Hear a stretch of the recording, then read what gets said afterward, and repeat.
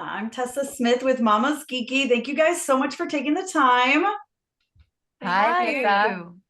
I thought this series is so good. I need more immediately. So season 2 would be fantastic. So, We which I'm sure agree. right? Yes. Can we just get to that now? That'd be fantastic. Yeah. But if we want to start by you guys introducing yourselves and your characters, and maybe giving us a little bit about your character as well.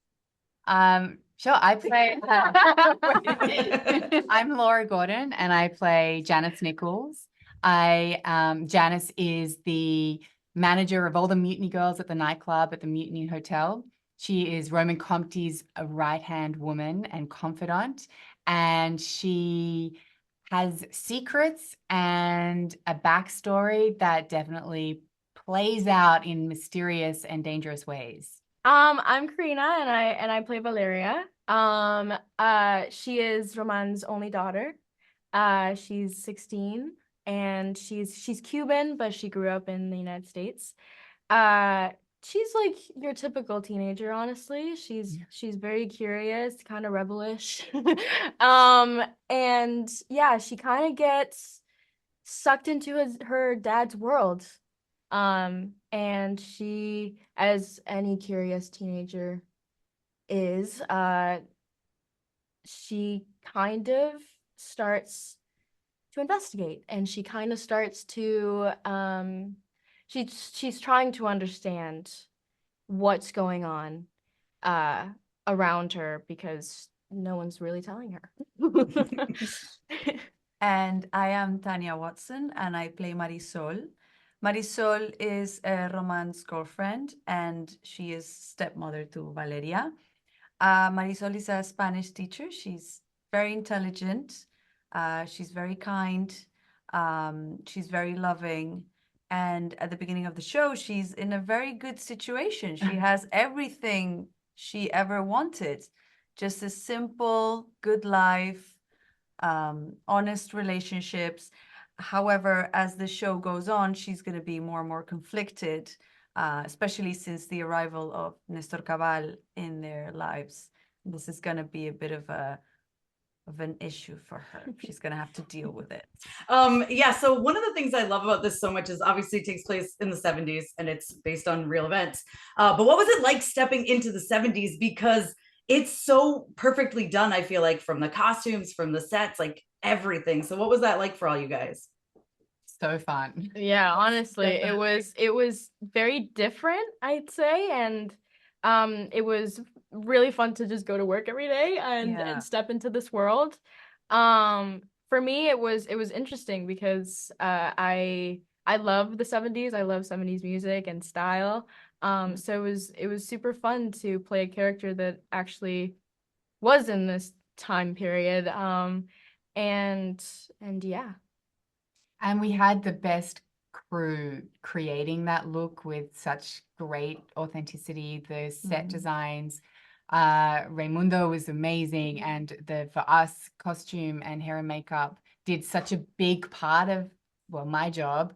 I never felt like that look and the costumes and the hair and makeup played such an intrinsic part to my preparation as I did playing Janice, just because they were so fabulous, such a departure from what I would normally wear. And that era, particularly disco, working in a nightclub, we could almost not go far enough. And it was just, I delighted in it every day that I got on set.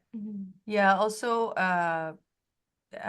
big congratulations to Adela Cortázar. She did all the costume design. And I have to say, I think if not all of it, most of the clothes was originally from the 70s. So that's really special. Yeah.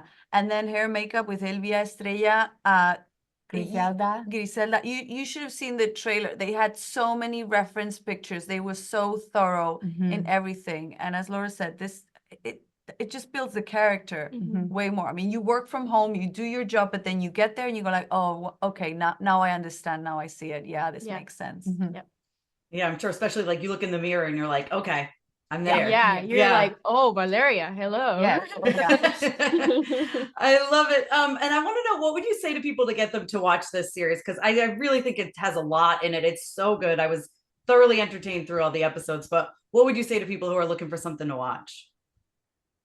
I would say there's something for everybody. You have the nightclub, which is light and sexy and vibrant and all the colors and the music. So if you want something light, you can always dive into that part of the story. But then you have the heavy part with all the drug dealing and all this nightlife, dark. And then you have the home plot line, which is more relatable, like for everybody in everyday life. So you have a bit of everything. You have every color, every sound. So I think it's going to be a good way to escape your own reality, diving into this one. Yeah, I think that we all worked really hard on the show, and I think it's very easy to get invested in the story. Like I find it to be a really good show to just sit down and escape, right? Like it's very, very like welcoming, and it pulls you in. And you'll find that in the first episode, like first scene. Yeah. Yeah, come for the disco, come for the crime thriller, and stay for the great character relationships. And at its core, it's really looking at the cost of the cocaine wars in the late 1970s. And it was easy to get invested, like you said, like from the first scene. I'm like, oh, okay, I'm in. Yeah, exactly. Amazing. So, I mean, we kind of talked about this when I first came in, but season 2, would you guys come back if there was to be a season 2? Yes, please. Yes, 100%. hopefully. Yeah, so tell all your friends to watch. Yes, And yeah, definitely. Amazing. Thank you guys so much for your time. I appreciate it. Hi. Amazing. Hi, I'm Tessa Wow. with MamasGeeky. How are you guys? Tessa with Mama's Geeky. Geeky. Look at that. Love your Yes. backdrop. I Thank like you how so we're much. Funko Pop. I have way too many. You have the But Shield ones? I Or the don't have the Fantastic Four Shield ones. I do have Fantastic Four, so you're Yeah. covered. It's clobbering time. El Mole. Yes! I love it. Awesome. Well, guys, I absolutely love this show. I'm ready for season 2, so whenever you guys are ready, that would be fantastic. We are too. We're Okay. ready to go shoot it tomorrow. So if you can talk to the Perfect. powers that be. Absolutely, I will. I will send letters to whoever I need to. Thank you. We're set. Done. But if we want to start off, if you guys just want to introduce yourselves and talk a tiny little bit about your characters. I'm Michael Chiklis, and I play DEA agent Zulio. Dominic Zulio. He's a drug investigator. He's trying desperately to make some kind of a difference with regard to the growing cocaine trade in Miami circa 1978, and pretty much failing miserably. Well, I mean, I shouldn't say that. He's doing his best. It's a tough job. He's Yeah. doing his best under incredibly difficult circumstances, but it forces him to do some things that are beyond unconventional and pretty terrible, frankly. And he becomes someone that I don't think he started out being, which is an interesting journey. What makes for him the a character. fascinating character. Absolutely. My name is Mark Feuerstein. I play Burton Greenberg, who is a coke snorting hippie and the owner of the Mutiny Club. Excuse me, I'm gonna have Hello. to put you under arrest. Sorry. That's right. We got Law and Order and Insanity right here on your screen. But Burton grew up kind of a misfit, a freak, misunderstood. He'd rather be playing with snails in the outfield than playing the actual baseball game. And his mother was the only one who understood him. She encouraged him to be as strange as he wanted to be. And when certain things happened to her, he realized he would spend his life building a place for all the freaks like him, all the artists to come and cavort and create. And that's what the Mutiny Club is. So it means a lot to him. And when halfway through the season, the Mutiny Club is in some financial trouble, he's forced to deal with some unsavory characters, let's just say, and gets a little deep into Zulio's world. Absolutely. One of the things I love about this show is just the 70s. Like, it's so perfectly done, I feel like, from the costumes, the music, the sets. So what was it like stepping into the 70s? Well, I gotta say, honestly, a couple of things. The set deck, our set designers, costume designers, and all departments on this really do an incredible job. And honestly, and until my mustache went on, I wasn't Dominic Zulio. I'm telling you, there's certain aspects of this thing when I'd see him come out of the trailer with the big heels and the huge collars and the open shirts. I could hear the wah wah guitar in my head, and it just transports you into that world. Listen, I'm an older guy, so I remember the 70s, well, kind of, and and it just transports you into that world, and it really, really is actually helpful in playing the characters. Just visually seeing everything. The sets were stunning, and the costuming was perfect, and I think that the crew did a phenomenal job in that way. Yeah, we would have loved to shoot in Miami, but Miami doesn't look like Miami in 1978. Dominican Republic looks like Miami in 1978, and we had Adela Cortazar, who designed our costumes and flew back to LA to go to vintage stores to get all the clothing. And then we had this guy Raimundo Cabrera, who designed each room. Burton Goldberg, the guy he's based on, actually designed all 140 rooms of the Mutiny Club. So we have our brilliant art designer, Raimundo, who designed the Alice in Wonderland suite, which is like a trippy MC Escher painting, Crazy. the Marquis de Sade suite, the Lunar Dream suite, which is like a David Bowie trippy hallucination. Yeah. And then there's the Aquatic Erotic suite, which has a pool in it.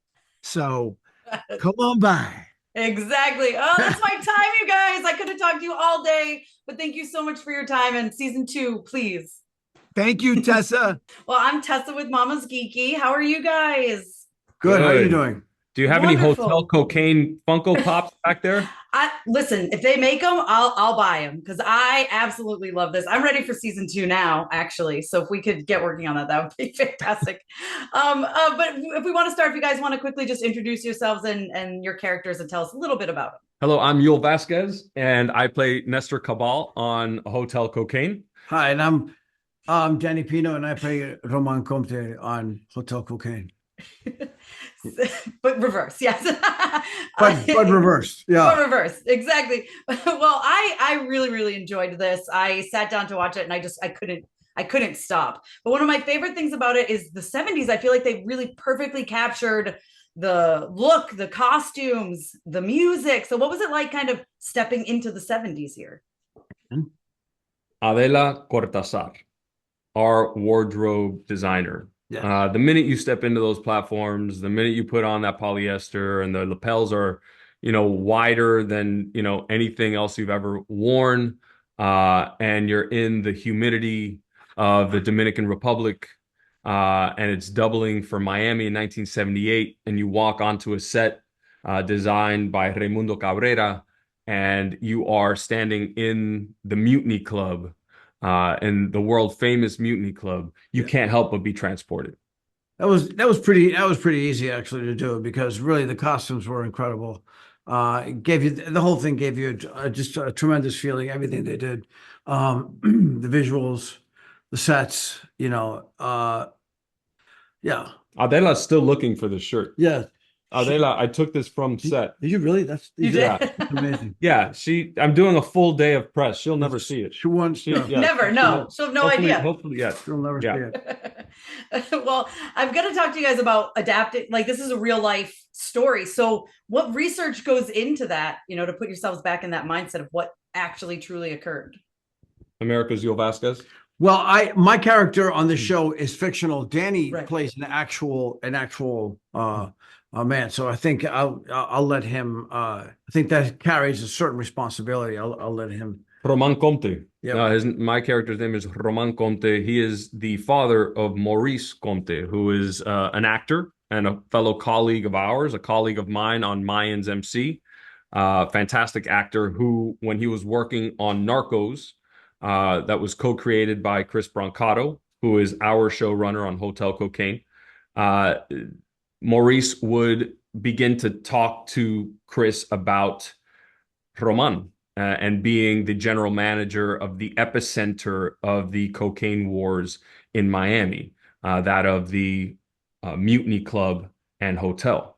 And from that point, Chris began to ruminate on it, and we found ourselves actually making the show called hotel cocaine based on Roman Compte, the foundational work of him being a family man, like I said, the general manager of the Mutiny Club and Hotel, and then fictionalizing to a great extent to the point where one of the biggest polarities in the show is the relationship between Roman and Nestor, his brother, and this DEA agent played by Michael Chiklis, who thrusts Roman back into Nestor's orbit after the two brothers have been estranged because Roman is a family man and doesn't want his daughter Valeria to be in danger.